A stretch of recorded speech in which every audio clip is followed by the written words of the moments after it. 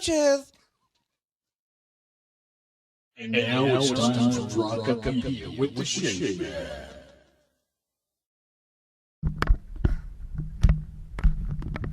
Welcome to Rockipedia. Tonight's featured artist, heavy metal band Iron Maiden. Iron Maiden was formed on Christmas Day, December 25th, 1975, by bassist and songwriter Steve Harris. Harris named the band Iron Maiden after the 1939 film The Man in the Iron Mask, which reminded Harris of the Iron Maiden torture device.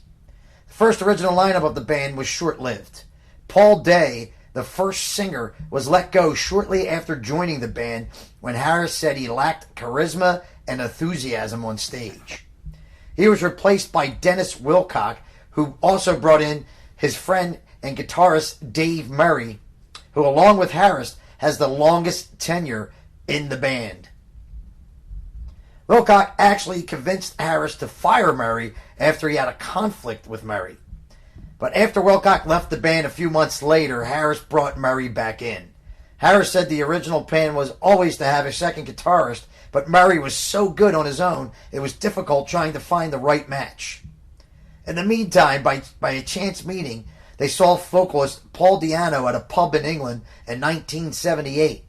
They recruited him into the band. On New Year's Eve 1978, they recorded a demo which featured the songs Prowler, Invasion, and Iron Maiden. They gave the demo to a famous DJ, Neil Kay, who played a lot in his rock. He played it a lot in his rock club. Then it got the attention of Rod Smallwood, who was a manager and helped the band get a record deal with EMI Records.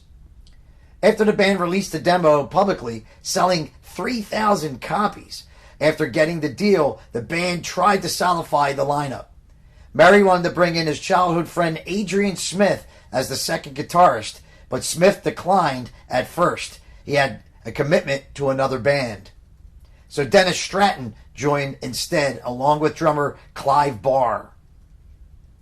The band went into the studio to record their debut album. So on April 14th, 1980, the band released their debut album, the self-titled Iron Maiden.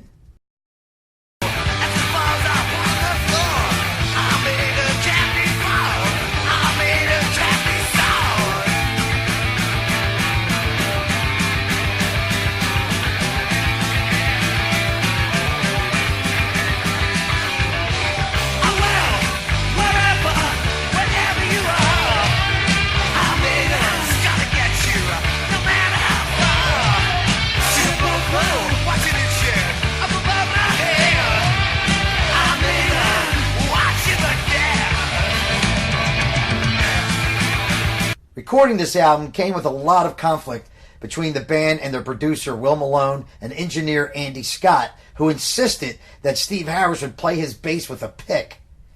The band was not happy with the quality of the album or with their producer and engineer. They blamed the sound of the album on the conflict.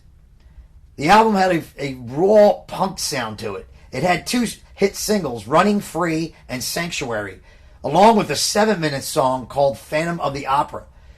And the song, of course, Iron Maiden, makes a raw progressive sound that was not out there yet. Well-written music, but in my opinion, the raspy voice of Paul Di'Anno just did not fit with this music, in my opinion. I do give it a 3 out of 5 stars for the music. The band embarked on a headlining UK tour and then jumping on Kiss and Judas Priest's European tours. After the tour, the band dismissed guitarist Dennis Stratton from the band, saying he lacked passion in his playing. So Murray's longtime friend Adrian Smith did not pass on the opportunity this time and joined the band in late 1980. The band went into the studio to record their second album, which was released on February 2nd, 1981, entitled Killers.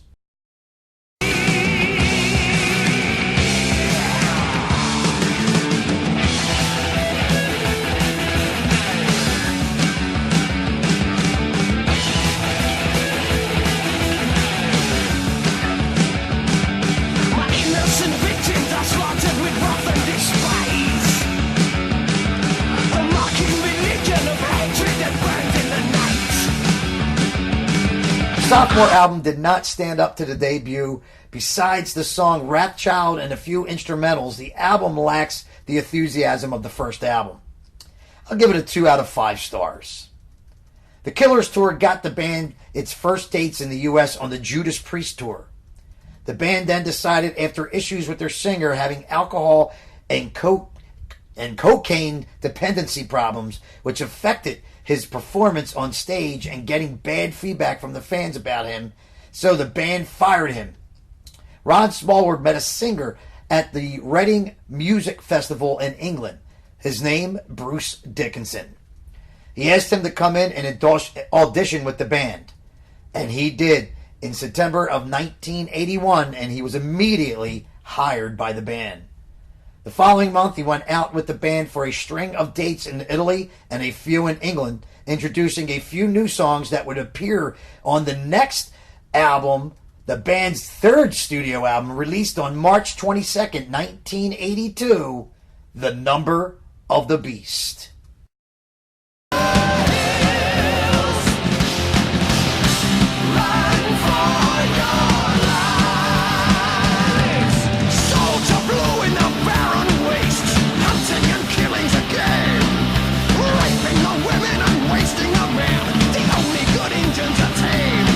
Change the band needed. Right from song one, the powerful vocals of Dickinson shined through. The high-pitched voice, along with insanely well-constructed music, made a great match. From the title track, Number of the Beast, Prisoner, Children of the Damned, Hallowed Be Thy Name, 22 Acacia Avenue, and Run to the Hills, must I say more? This album kicks major ass. The reputation of the band soared after this album released, hitting number 1 on the charts in the UK and number 40 in the Billboard 200 in the US. From song 1 till the last track, this album does kick some major ass, and I give it a 5 out of 5 stars. Christian activists started to burn Iron Maiden records in protest, stating the band was satanic after naming their album The Number of the Beast. The band thought it was ridiculous, but reeked off the publicity that they received over it. The band made another change when they fired drummer Clive Barr and replaced him with Nico McBrain. Another great choice, guys. Woo. They went back into the studio to record studio album number 4 on May 16th, 1983, Peace of Mind.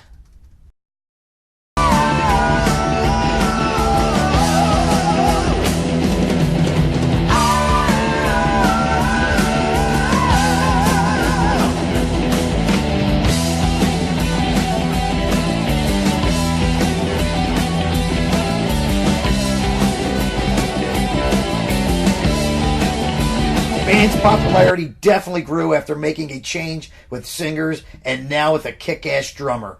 Well, the writing stayed right on track also, with another masterpiece of an album. Peace of Mind had it all. Powerful vocals with well-constructed music, along with 2 hit songs off the album, Flight of Icarus and The Trooper. The rest of the songs flow brilliantly through the whole album. The album reached gold status, and I love every song on this album, a definite 5 out of 5 stars. Soon after the success of Peace of Mind and the supporting tour, the band went right into the studio to record studio album number 5 on September 3rd, 1984, Power Slave.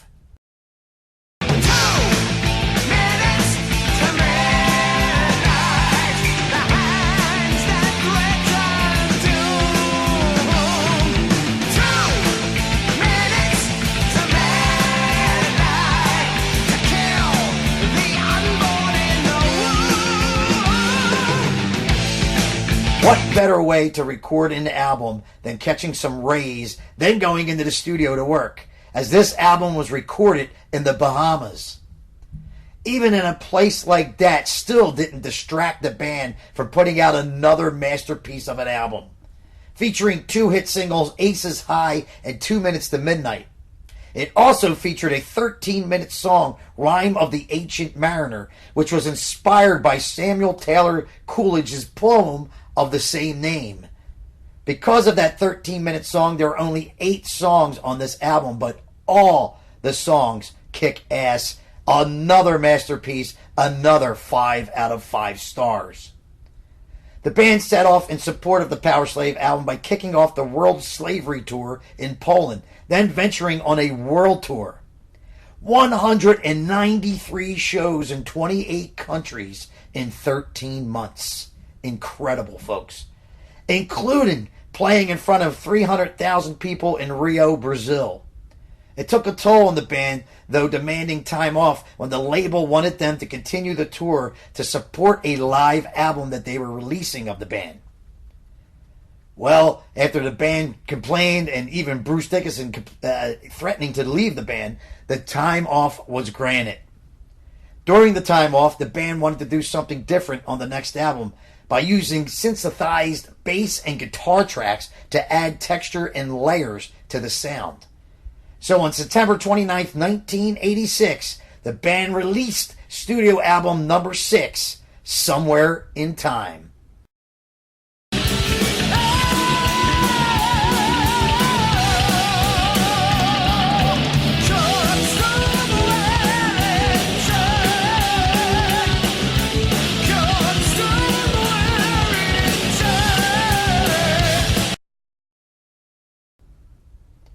The experiment with sound definitely did not affect the band in any way, putting out another great album. With the different sound and twist on the songs only added to how talented this band was. Great songs as the title track Somewhere in Time, Wasted Years, Heaven Can Wait, Stranger in a Strange Land, and much, much more make this another great Iron Maiden album. From beginning to finish, in my opinion, another masterpiece. 5 out of 5 stars. The band took their experiment ways to the next level on their 7th studio album, which was released on April 11th, 1988, Seventh Son of a Seventh Son.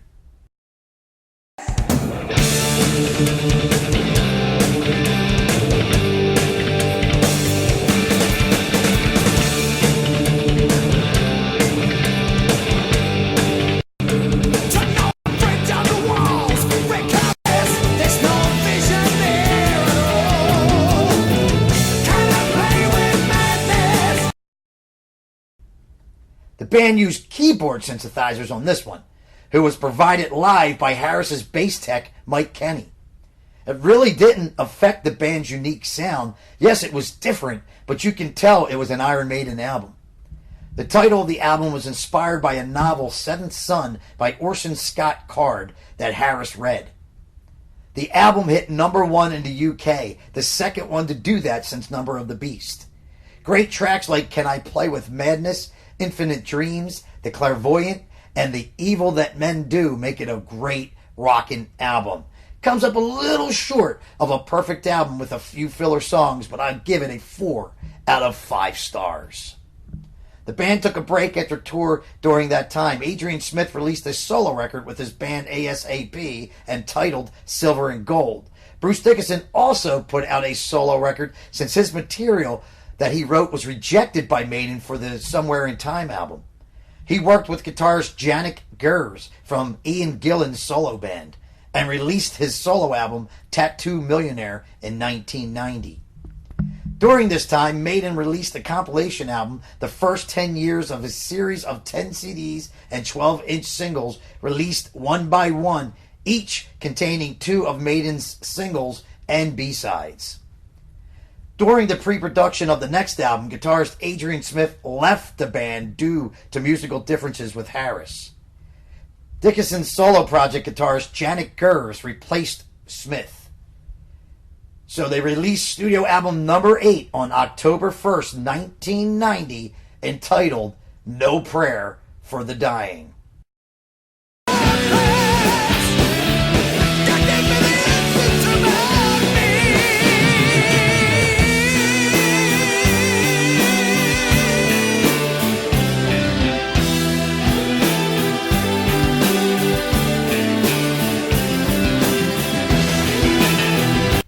The band musical style changed slightly on this one, sounding more like a typical metal band. This band was so talented, they pulled it off. Even though the album received a lot of negative reviews, it wasn't that bad. I'll give it a 3 out of 5 stars. The band put their next album out, their 9th studio album, Fear of the Dark, in 1992. Dickinson wasn't happy in the band. He announced he was leaving the band in 1993. He stayed on to complete a tour he was doing in support of the 2 live records, a real live one and a real dead one, that Maiden was going to put out. Harris claimed Dickinson only performed well for high-profile shows. Dickinson denied it, even though he admitted it was hard to put on a happy face when you're not happy with what you're doing. After the tour, Dickinson left to pursue his solo career. Maiden moved on and looked for his replacement. After a 2-year hiatus, the band returned with a new singer, Blaze Bayley, and recorded their 10th studio album, released The X Factor.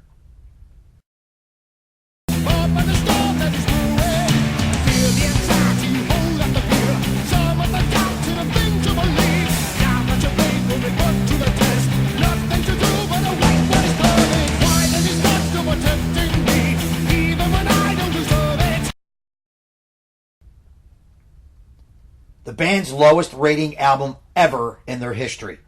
And after listening to this album, you can hear why. The first time in my life I lost interest in my favorite heavy metal band.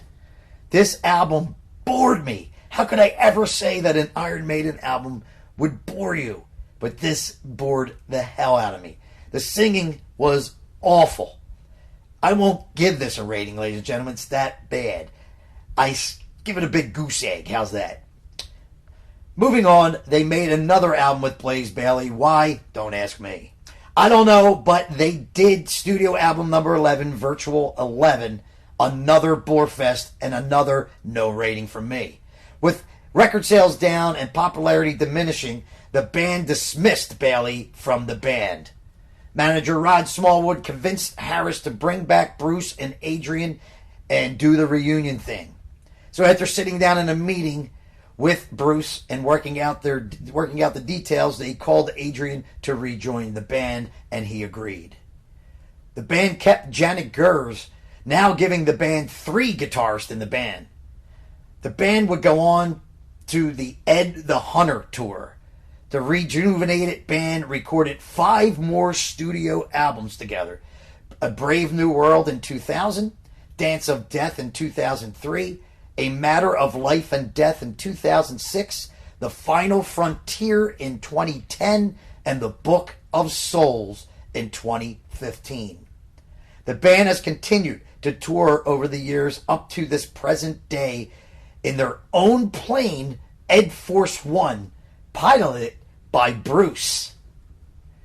If you look up Bruce Dickinson's, just look up his documentary or look up anything on Bruce Dickinson, you see that the man has many talents, and Pilot is one of them. The guy's amazing. So, the band was stated as the 24th greatest hard rock band out of 100. But in my book, they are number 1 in the heavy metal world. The Maiden was unique. They had a sound that could not be duplicated. They stand out in their own class of music. Check out the library of this band's, except for them 2 albums with Blaze Bayley. Check out the library of this band from beginning to finish, and you'll see how talented this band has been, and they still carry on to this very day. The talent cannot be denied, ladies and gentlemen. Steve Harris was a musical genius and songwriter. Maiden's legacy will live on forever. This concludes this week's Rockipedia. Join us next week for our next featured artist. But for now, here's some Iron Maiden.